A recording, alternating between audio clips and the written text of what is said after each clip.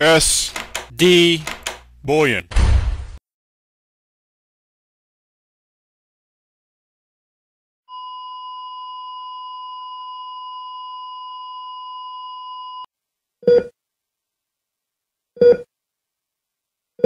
This is the Doc and Eric Dubin with the SD Weekly Metals and Markets Report. As our listeners are well aware, we had a historic paper raid in gold and silver this week. And well, Eric, we warned readers last weekend to expect a capitulation spike down to 22 and 1400. And while silver traded just about exactly to that 22 target, 1400 failed to halt gold's collapse, with the futures price plunging nearly a full $200 to 1320 at the low, and down just about exactly $100 on the week from 1500 to 1400. To put the move in perspective, we just witnessed the biggest drop in gold in over 30 years since the early 1980s.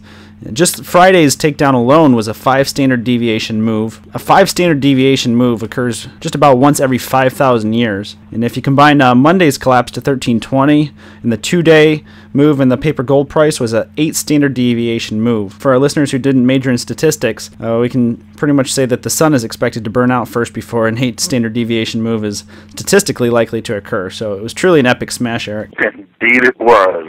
Investors are...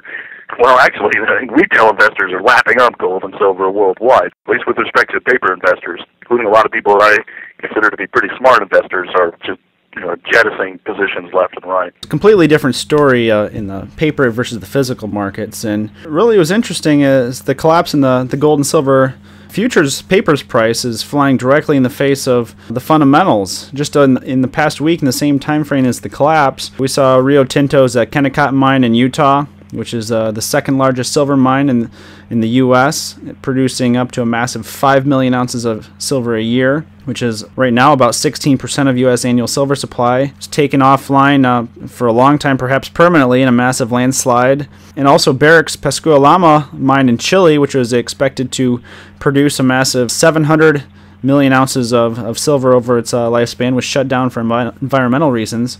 So the supply side for gold and silver just took 2 massive blows in the same week as the paper price collapsed. Right, and to even expand further with Pascua-Lama, there's virtually no reporting in the mainstream American news about the fact that Barrick has issues with respect to their claims. It's not entirely clear what the title is. Ownership on the Chilean side of that mine complex that they're looking to build. This may be more than just an environmental issue. It may, in fact, be a legal fight with respect to the very ownership of this property. If you look at Barrick, for an example, since we brought them up, the last quarter they announced that their cash all-in cost of producing gold is running at about $1,500 an ounce right now. So it's the largest gold company in the world, producing gold at a loss. And when you see that in the industry, and it is across the board, the average is somewhere in the neighborhood of an all-in cost of $1,200, maybe $1,300 or so per ounce. We're not too far away from that level in terms of a base. And in commodity markets, whenever you get a testing of the cost of production level, that's a threshold that usually will offer some pretty strong support. So no matter what goes on with respect to bullion bank shenanigans and the level of investor demand and so forth, just the sheer inflation that's going on in the mining sector that's running at like some 9% per annum or whatever when it comes to cost, argues that this dive in gold and insane phenomenon going on in silver as well just cannot be sustained in the long term unless if companies just simply shut down their production, which in turn would support prices further in the future as well. So the metals took big hits to the supply side, and really on the other side of the coin, on the demand side, demand that had already started 2013 at all-time record levels for silver, really for the first 3 months of the year, has literally gone supernova for both gold and silver. The U.S. Mint sold what has to be a single-day record of over 2 metric tons of gold eagles just on Monday alone, and that's just one product, the 1-ounce gold eagle. That doesn't count the fractionals, the buffaloes, or any maples or Krugerrands or anything else. That's just the U.S. Mint 1-ounce silver eagle. Over 63,000 ounces in one single day. And really, Eric, physical shortages aren't coming. They're already here. All U.S. wholesalers completely sold out of silver eagles and maples on Monday into the worst of the silver smash. By Tuesday, 1-ounce rounds were gone, and we're talking at the the largest wholesalers in the U.S. here. We're not talking about your local coin store in the corner who just may not have prepared their inventory properly. We're talking about the largest wholesalers in the country. So by Tuesday, the 1 ounce rounds were gone, and really there was just the big bars, the 100 ounce bars and 1,000 ounce bars left. By Wednesday, the largest wholesalers in the U.S. were out of the Engelhard and the JM bars. And really the only thing they had left on their shelves silver-wise were the Royal Canadian Mint 100 ounce bars. And today's Friday. When we called our suppliers today on Friday, they were pretty much across the board sold out on even the RCM bars. So really, that's completely unprecedented. We didn't even see that in the 2008 smash. So, and then really just started popping up today here. Throughout the week, we really hadn't seen any signs of a shortage in gold, at least on the retail side. Demand was off the charts all week, but premiums weren't really moving much, and everything was still in pretty good supply on the gold side. And really, that changed today as we started to see the first signs of a shortage in retail investment gold, as nearly all the U.S. wholesalers we contacted today were out of Krugerrands and the Philharmonics. And so it's not nearly the situation we're seeing in silver, just a couple of products to start out with here, but the fact that gold Krugerrands are unavailable from the U.S. wholesale suppliers is pretty unprecedented. So Eric, why don't we talk about a little bit of the timeline of the collapse? Yeah, when a big event like this happens, it's constructive to just step back a little bit and try to put things into a big picture to try to understand what's going on. And, in criminal forensic sciences, one of the biggest tools that is used is to construct a timeline. I mean, when you have a timeline and you're able to put events juxtaposed against each other, you begin to see causal relationships, or at least be able to point to the possibility of causal relationships.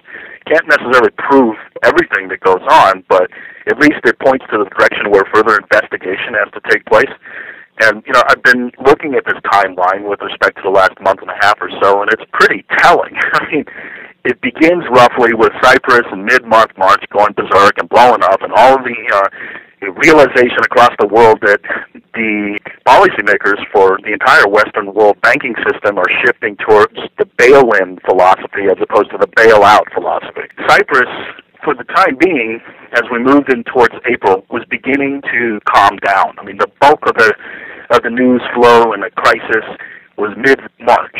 And towards the end of March, investors are beginning to internalize what the significance of Japan's going ballistic on QE would have in terms of ramifications for their market and beyond. In Japan, gold demand was flying through the roof. We had both retail and pension fund buying push gold to an all-time new high in terms of Japanese yen. Interestingly enough, you'd have to assume that would have some impact on the main sources of physical gold around the world, and the primary one being the LBMA in London. Well, what happened on April 1st? ABN AMRO told their clients, sorry, no mas, you don't get physical when you request it, even if you have an allocated account. We're going to just say you get cash settlement, and if you don't like it, you can take your business elsewhere, which is a pretty significant thing to do. Then the whole scenario of silver testing 26 and gold 1550 comes to pass. On April 4th, we have a successful test of those floors. We bounce. For the next 3 trading days or so, we are actually moving higher as the dollar is declining. The dollar started declining around March 29th, if I remember correctly, but I may be off by a day or so. But in any event, the dollar was in a sustained week and a half or so decline that was only 1/3 of the way through when gold and silver met their bottoms at 26 and 1550 respectively. Or excuse me, at 1550 for gold, of course. So, I suspect that this huge burst in physical demand and paper demand, of course, but primarily the physical demand coming out of Japan had shaken up the bullion market. What else happened along that timeline? We have the speculation coming from Andrew Maguire about the LBMA running inventory levels to the point where they could have a default. There's no way to prove that at this point. Hopefully we'll have more information as the days proceed, but it sure is fishy in the context of the ABN AMRO story. And meanwhile, if you look at the inventories that are coming out of the GLD stash, they just so happen to be 400-ounce bars, which are allocated, stored in London, which could meet the demand coming out of Japan. And the fact that distress in London was beginning to motivate ABN AMRO to the point of shutting their doors to a very profitable business really is pretty fishy. So it's possible, and I'm out to the research community as an open question, something that I'll be working on, but I also would like to ask others to do the same, is that look at this. There's something here. The timing of all of these chain reactions are suspect. So if we jump and fast forward to April 9th, just 3 days after the bottoming had occurred, we see that Goldman Sachs makes the call to, for high net worth clients sell and go short. And then on April 10th, we have Cyprus announce that they're being compelled to sell 10 metric tons of gold. That alone created a lot of speculation that maybe Italy would be forced to sell, maybe Portugal, and that's a lot of gold with respect to possible physical liquidation. So that scared a lot of people in the paper markets, and that set up a total change in the sentiment after having already proven that we were beginning to bottom. Lo and behold, on Friday, we all know what happened. The takedown with Friday and Monday combined, representing roughly an annual supply's worth of gold blasting the market, occurred to change sentiment entirely. So now suddenly have the media and everyone and their dog barking about how we're in a new gold and silver bear market, and it is indicative of the banking sector having stress, and people are fearful of that. But in addition to the previous timeline events, it's also instructive to look at how, when you examine things like credit default swaps and stress in the banking system, from the late period in March going into this bottom that I described, we actually were decreasing stress in the banking system.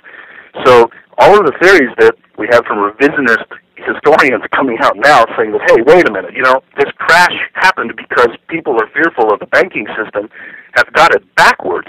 What really happened was that people were actually getting, at least with respect to traders and big money people who play in the credit default swap market, you can see the data says that they were actually relaxing their positions. The spreads were declining, and then that's indicative to less stress in the banking system. So it's pretty telling that, in fact, the increase in the banking system we see, or stress in the banking system that we see right now, is a direct result of the cartel's crashing of the gold and silver markets, not the other way around. When a timeline is laid out this way, it begins to help us ask important questions and to look to specific directions when it comes to ABN AMRO, Japan, and the protection of fiat currencies with respect to the yen. A lot of open questions that in the days ahead I'm going to be taking a pretty deep look at, and hopefully we'll be able to forensically diagnose what just happened and put it into context. From what we can tell so far, and given the huge upturn in physical buying, no one's buying it. The cartel actually attempted to crash the market, but when the physical market is on fire, it's obviously indicative of backfiring on them. Major backfire. And I guess really as we kind of look back at the week that was, the big question now is it over? Have we seen the ultimate final lows? And I think there's more of a compelling case for gold than for silver. The price action, particularly in silver, combined with today, Friday's COT report, where the commercials added another 23 million ounces to their net shorts as of Tuesday, really makes it look like the paper raid may not be finished yet, and at least a retest of the $22 low is likely. And should that level break at 22, you're probably looking at a futures price dropping down to 20 or even 17 or 18 in a flash bottom. But again, we're talking about the paper futures price. Really don't expect at all the physical price of retail investment silver to budge too far below $30 per ounce. Really, physical silver is completely unattainable for retail investors right now at 23 and change silver. So really, can you imagine what the demand and shortage would look like if silver broke 20 to the downside? It probably would. The demand would skyrocket further, but there would be no supply to meet it. We'd see premiums on products expand further. Maybe a silver eagle would carry a $10 premium over spot if something like that happened. And then if we were to see that happen, that would be a pretty clear and cut indication of how limited supply has been going up to that crisis. Just a continuation of the year's massive demand going into this crisis. The market was already tight before going just off the charts supernova this week. Another thing, too, that's really interesting about the whole open interest position and the short position with respect to silver is that presumably at $22, prior to this week's trading, all of the short position accumulated by J.P. Morgan would have been in the money because contracts only have a certain duration of time, and over the course of that period of time, if you look at the chart and you can see the prices that we've transversed in the last 3-4 years or so, it would presumably be the case that certainly on an average basis, J.P. Morgan would be in the money when it comes to the short position that they've been managing. This is kind of peculiar. I mean, it sort of speaks to the theory that Jim Sinclair has been talking about with respect to J.P. Morgan and other bullion banks eventually going net long. I don't know how that huge of a position can be switched to net long that easily and at the same time not have chaotic impacts to the price of silver, because unwinding a position like that would take a number of months. So this is certainly not something that's going to transpire in the flash. But it remains to be seen how this all plays out. But at least with respect to the majority of their book, one would guess that it certainly makes sense that their position is in the money at this point with respect to their average position of shorts.